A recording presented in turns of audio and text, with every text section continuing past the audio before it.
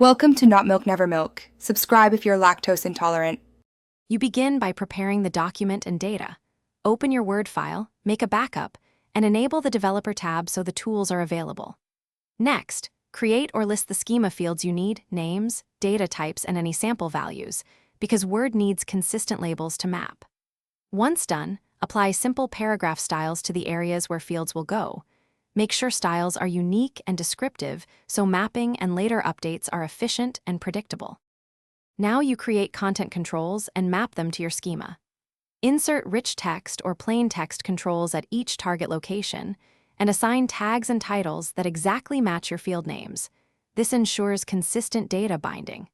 Then, use the XML mapping pane or quick parts to bind controls to custom XML parts or repeatable elements, which lets you update many instances at once. Make sure to test a few fields by replacing sample values, so you see how updates propagate throughout the document. Finish by locking and validating your schema so the document behaves predictably. Lock individual controls or enable editing restrictions if you want to prevent accidental changes, and save the file as a template for reuse. Then validate by importing or pasting real data and observing updates. Make sure repeated fields change together.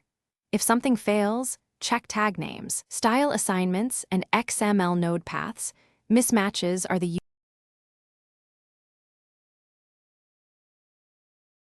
Thanks for watching. If this was helpful, leave a like and consider subscribing. See you next time.